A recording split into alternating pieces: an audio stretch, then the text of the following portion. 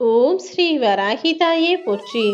என் அன்பு குழந்தையே, நீயும் உன் குடும்பமும் சந்தோஷமா இருக்கணுங்கிறதுக்காக தான் ஒரு மாபெரும் அற்புதத்தை உன் வாழ்வில் நடத்தி கொடுக்க இப்போ வந்திருக்கேன்.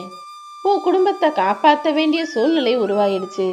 அதாவது நிறைய சிக்கல்களும் பிரச்சனைகளும் மனக்குழப்பங்களும் உன்னை ஆட்கொண்டிருக்கும் இந்த சூழ்நிலையில அதன் காரணமாக உன் குடும்பத்திலையும் நிம்மதி இல்லாம மகிழ்ச்சி இல்லாம எல்லாரும் தவிப்பதை நான் பார்த்துட்டேன்.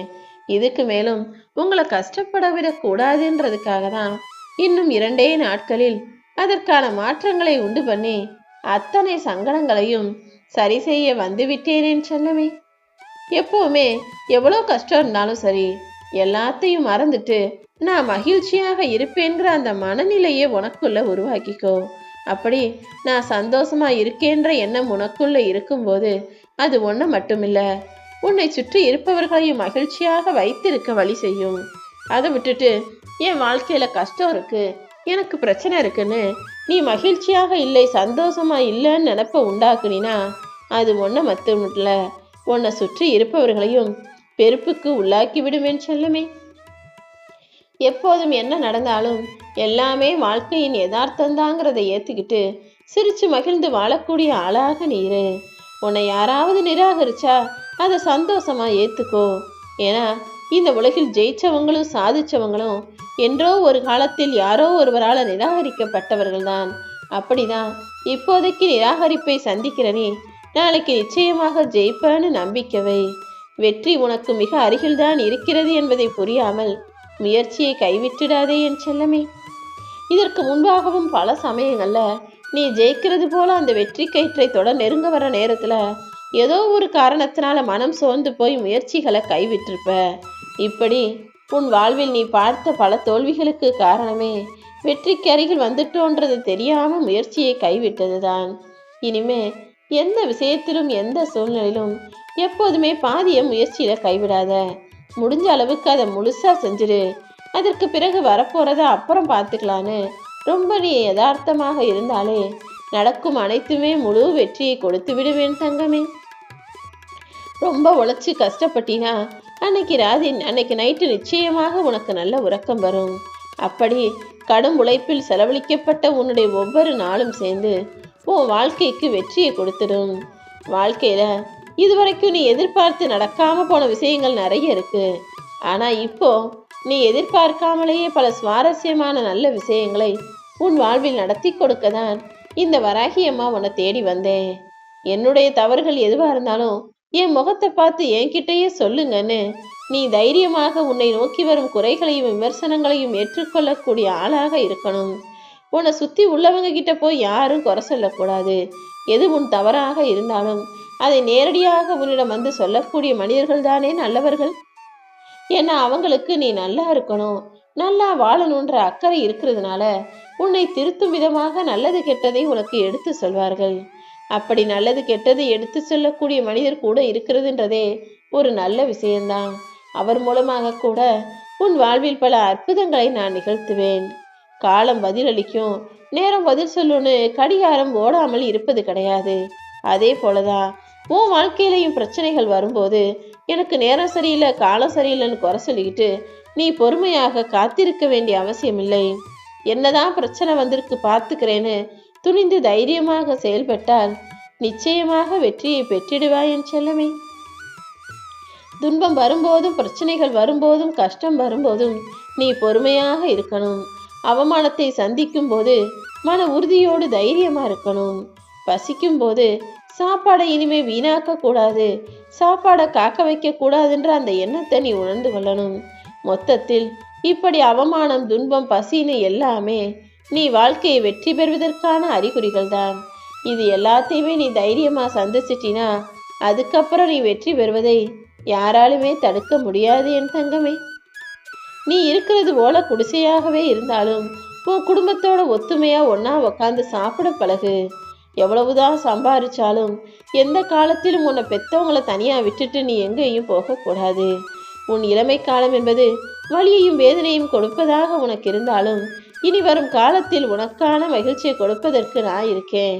எல்லா இடங்களிலும் தேவைப்படும் பொருளாக இல்லாமல் தேடப்படும் உறவாக வாழ கத்துக்கோ.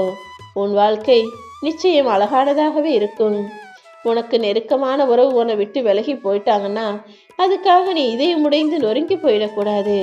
வாழ்க்கை முடிஞ்சு போச்சுன்னு முடிவுக்கும் வரக்கூடாது என் செல்வமே. இப்படி ஏதாவது உன்னை நீ இழக்க நேரும் போதும், ஏதாவது யாராவது ஒன்று உன்னை விட்டு விலகி போகும்போதும் தான் உன் மூளை வேகமாக இயங்கணும். இது எல்லாத்தையும் தாண்டி நான் ஜெயிக்கணுன்ற எண்ணம் உன் மனசுக்குள்ள உருவாகணும். எதையுமே நான் உனக்கு கொடுக்காத வரைக்கும் ரொம்ப ஏக்கப்பட்டு எதிர்பார்த்து காத்திருக்க. ஆனா எதையாவது உனக்கு கொடுத்துட்டா உடனே நீ ரொம்ப அலட்சியமாக இருக்கிறாய். அவ்வளவுதானா ஆசை? ஒரு பொருளை நீ ஆசைப்பட்டாலும் சரி, அல்லது ஒரு உறவை ஆசைப்பட்டாலும் சரி, அது கிடைக்கும் வரைக்கும் உனக்கு ஏக்கமா இருக்கு. அதுக்கப்புறம் கிடைச்சதுன்னா உனக்கு அதுவே அழுத்து போயிடுது. எப்பவுமே இப்படி உனக்கு எதையும் சுலபமா கொடுத்துட்டா அலட்சியம் வந்துடும்னு தான் சில விஷயங்களை ஏங்க வச்சு எதிர்பார்க்க வச்சு அப்புறமாக நான் கொடுக்குறேன். இப்போது கூட உன் வாழ்க்கையில இருக்கக்கூடிய கஷ்டத்தை என்னால் நொடியில் தீர்க்க முடியும். ஆனா சில விஷயங்களை நீ புரிஞ்சுக்கணும், சில மனிதர்களை நீ புரிஞ்சுக்கணும்னு சில புரிதல்களை உண்டாக்க தான் எல்லாத்துலேயும் முன்னேறணும்னு நினைக்கிற உனக்கு கொஞ்சம் பொறுமை அவசியம். எதிலுமே அவசரப்படாம பதட்டப்படாம கோபப்படாம பொறுமையாக இருக்க கத்துக்கோ. யாருக்காகவும் உன்னை விட்டு கொடுக்காத ஒருவரை நீயும் எதற்காகவும் விட்டு கொடுத்து விடக் கூடாது என் செல்லமே. யாரு உனக்கு துணையா உனக்கு ஆதரவா நிற்கிறாங்களோ, யாரு உனக்காக பேசுறாங்களோ அவர்களை ஒருபோதும் நீ விட்டு விடக்கூடாது. என்ன கஷ்டம் வந்தாலும் எந்த காரணத்துக்காகவும் உன் சொந்தக்காரவங்க முன்னாடி போய் நீ கையேந்தி உதவி நிற்கிற நிலைமைக்கு நான் உன்னை வரவிட மாட்டேன். நீ எல்லாத்தையும் சமாளித்து தைரியமாக வாழக்கூடிய திறமைசாலி பிள்ளை அல்லவா? அப்படிப்பட்ட உன்னை யார் முன்னிலையிலும் கையேந்தி கவலைப்பட்டு நிற்க நான் விடமாட்டேன்னு தான் உனக்கான முயற்சியை செய்ய சொல்கிறேன். எதுக்கெடுத்தாலும் தயங்கிக்கிட்டே நிற்காம பயப்பட்டுக்கிட்டே தைரியமாக முயற்சி செய்துவிடு. அடுத்த கட்டத்திற்கு நீ போனால் நிச்சயமாக வெற்றி தான் வரும். ஆனால் நீ இப்படி யோசிச்சுக்கிட்டே இருந்தீனா தோல்விதான் வரும். தோல்வியே வந்தாலும் அதிலிருந்து இன்னும் நீ நிறைய கற்றுக்கிட்டு உன்னை தைரியமுள்ள ஆளாக மாற்றிக்கணும் என் தங்கமே. வாழ்க்கைங்கிறது 100 ஆண்டுகளுக்கும் மிகவும் குறுகியதாக இருக்கு. அப்புறம் என்ன, சந்தோஷமா வாழ தயாராகு. தேவையற்ற கோபத்தை தூக்கி போடு. பயங்கிறது ரொம்ப மோசமான விஷயம், அதையும் எதிர்கொள்ள தயாராகு. நடு வானத்தில் பறந்துகிட்டு இருக்க பறவையோட இறகு கீழே விழுகும்போது அது எப்படி அதை பற்றி கவலைப்படாமல் பறந்து போகுதோ, அதே போல உன் வாழ்க்கை எனும் பயணத்தில் நீ பறந்து செல்லும்போது இடையில் நடக்கக்கூடிய விஷயங்களுக்காக எங்கேயும் தயங்கி நிற்காதே. இன்னைக்கு உன் வாழ்க்கை இப்படி இருக்கிறதுக்கு காரணமே நீதான். இனிமே உன் வாழ்க்கை எப்படி இருக்கணும்னு ஆசைப்படுறியோ அதற்கேற்றாற் போல உன்னை நீயே மாற்றிக்கொள்ளும் ஆற்றலும் உனக்கு இருக்கிறதுங்கிறத உணர்ந்து நடந்துக்கோ.